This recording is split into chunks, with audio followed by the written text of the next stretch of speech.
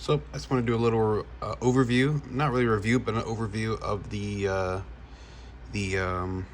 MZ-E900. That being, this is literally one of the smallest mini disc players. I don't know if it takes the cake for being the smallest mini disc player, but yeah, it really is a absolutely microscopic device. So to give you an idea of how tiny this is, we get an actual mini disc. So right here we have an actual mini disc. You can see literally how small it is. It's about the size of a disc. There is not a millimeter of wasted space in this device. As you open it, you can also see that inside there is, well, you can barely see it, it's so dark in there, but there is barely any free space. And the thickest part of the device is the battery, as well as the optical assembly. It literally looks like the optical assembly is like right on the disc, as how little space there is inside of here, and like the cover like so thin. This is a device that got me back into mini disc recently because of the fact just how tiny it is. But around it you have your side controls, your volume, stop, your rewind, and combination, play, and next track. Have a little light on the side that indicates when it's actually running, when it's working.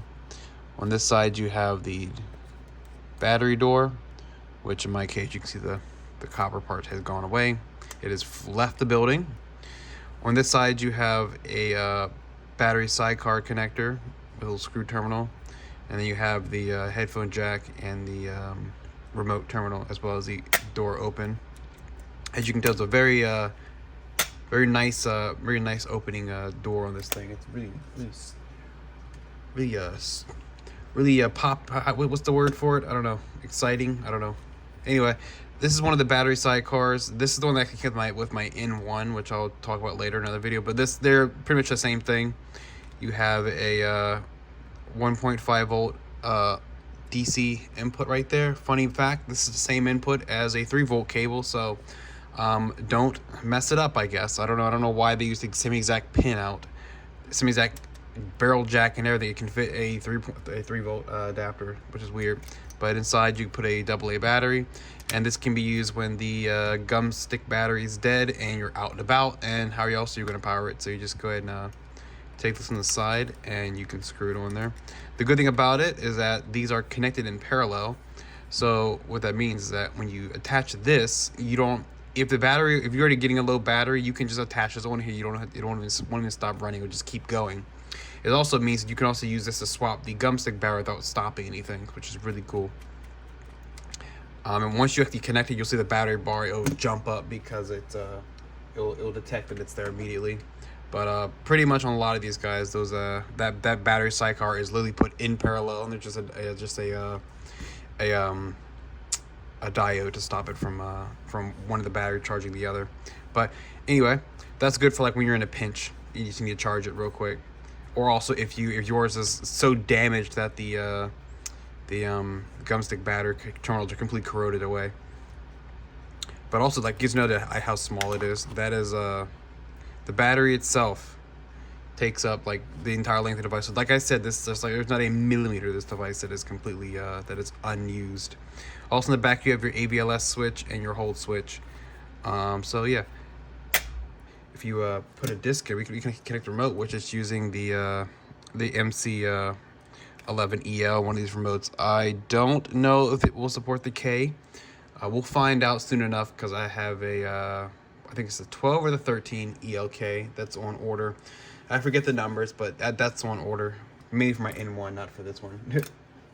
But we'll go ahead and throw a disc in there real quickly. Find something okay enough, whatever. That'll work. So we'll just throw this disc in here. And like I told you, it's literally not a single millimeter has been spared. So plug the connector in there. Close it up, and then you'll see on the screen, it'll start to show that it's working. Let's go ahead and play something while I go and I'll wait to turn it up, because it's oh, let's not do that. Let's turn this down a bit, because I don't want to blow my ears out when I connect headphones again. But to give you, for these remotes, you can see how you have your display control. Let me turn it down just a little bit.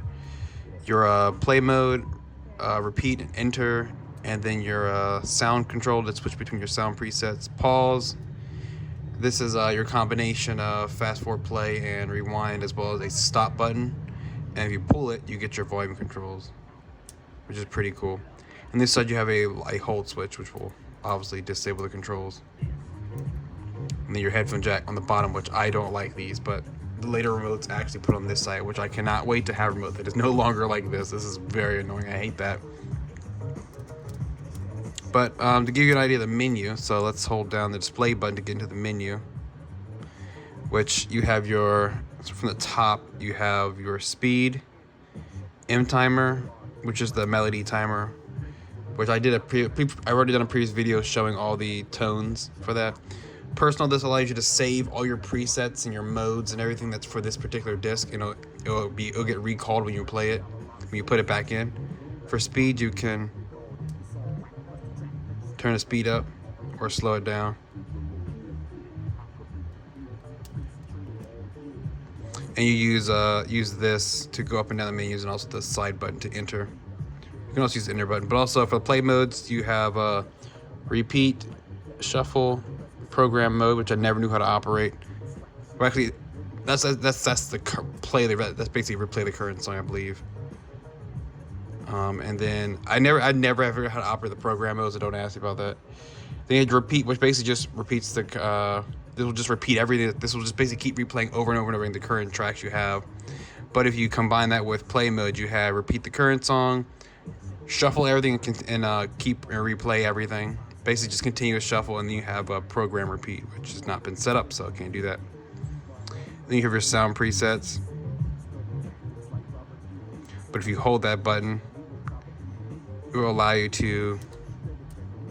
Well, I think you can't do that. You have to use, this to turn the bass up and down, and you have to hold the sound button to switch over to treble, like so. And then once you're done, you can click.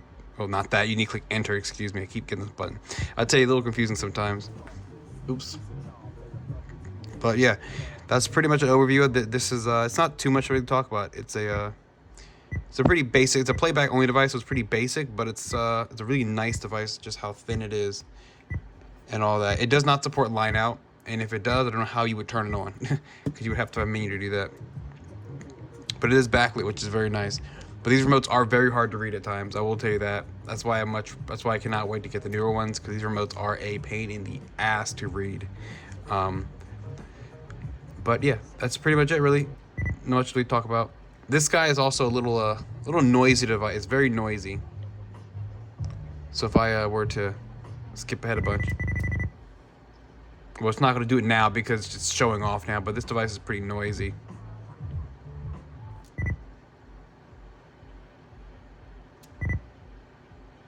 If I go back, it usually does it.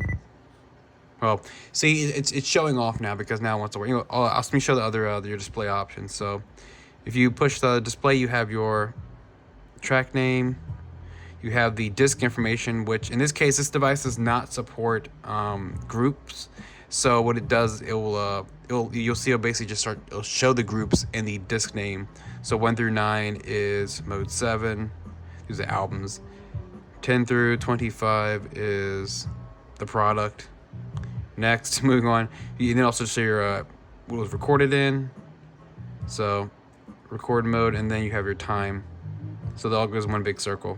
So it's pretty simple, like I said, but it's a really good device. I like this guy because it's so daggone tiny.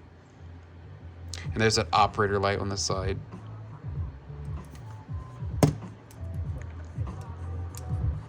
Now, one small note about these is that if you get them, there's the only thing that I think that you can really have wrong with this device. There's two issues you can have. Is I've not had it happen yet, but the optical, the only way, well, you can easily tell if it happened, but if the laser mode, like the actual focusing motor is starting to go bad, usually if you flip it upside down and it starts working, that's usually a sign that that's probably going bad. But this one has it's had problems where it's constantly spinning up, it's constantly just turning on. It spins up, reads, turns off, then immediately spins back up.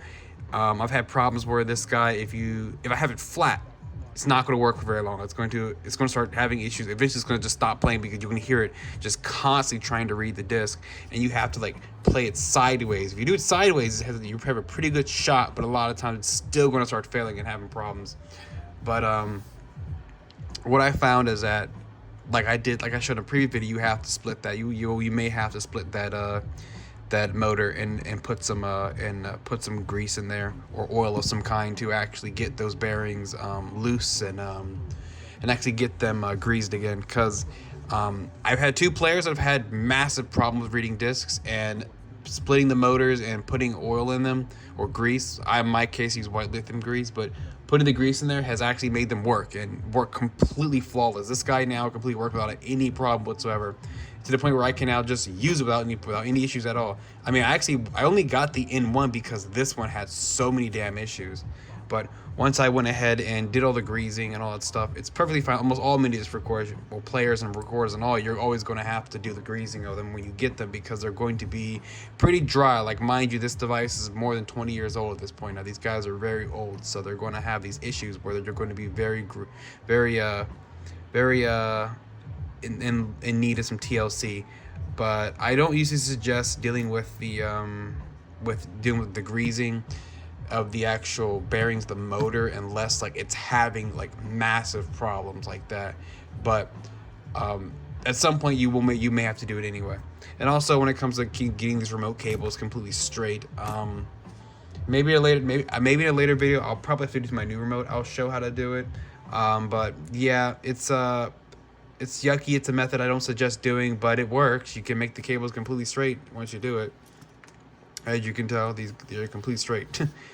I'm trying to think of one more thing before I end this. Oh, with these remotes, I've had a problem with this remote where what it would do is like doing this. It's like trying to go to the next track. It would hit the pause button. It would be pausing. You know, you would pop it out. Well, or like if I'll go into volume and I'll try to turn the volume up, if I'll hold it, it would go in out between, like going up and down, up and down. And what I found that you would have to take the screw out, come from this edge and use a spudger or something to, like, you go in like this, pop the cover top up like that, come from this side. Basically open the remote up. You have to then pull the actual PCB board out. Be careful because there's a little ball bearing that's going to come out when you do it. Take it out. It's a little tricky once you do it. Once you do it once, you actually know how to open the remotes up. But it's a good song. But once you've done that, you go inside and take alcohol or something and going and clean those pads that are used for this, and also clean the actual wipers. Just clean all that stuff out. I also went and just did one of the screwdriver, just kind of one of the pads and kind of roughed them up just a little bit, nothing crazy, just slightly roughed them up a bit to make some better contact. And now this remote that had consistent problems is now perfectly fine, no issues whatsoever. I've had to do it to two remotes. I've had to do it to this remote, and I've had to do it to this remote over here that's attached to my bag. I had to do the same thing to this one, and this one also is now working fine. So yeah. Also, it's not a bad idea to go into the remote contacts and also clean them all out. Just, overhaul the player, because these players are very old, so you usually are going to have to do some work to them, give them some love. So that's about it, really. And one thing about this guy, I love it. The battery life of these things are fucking mental. My God, the battery life they quote is goddamn good, because it's very close. You can easily get, like, you can charge this battery with obviously the terminal being in good condition. I need to put some copper tape on or something to get these terminals in better condition. But you can pretty much use this thing for like almost a week of just like 8 hours a day or something like that. You can use this thing non-stop for like a week without having to charge the battery. It's fucking amazing how good it is. But yeah, so that's the E900. That's kind of an overview. I love this guy. It's a really good player. I don't really have anything bad to really say about it. except for the fact that the the gumstick terminals corrode and have problems. But that's like all of them, especially if it had nickel cadmium batteries in it and they leaked. Yeah, that's common. They're going to have it a lot. That's actually kind of a really common problem with a lot of the players. Their battery terminals are going to be kind of corroded. But yeah, that's it. And see you in another video. Bye.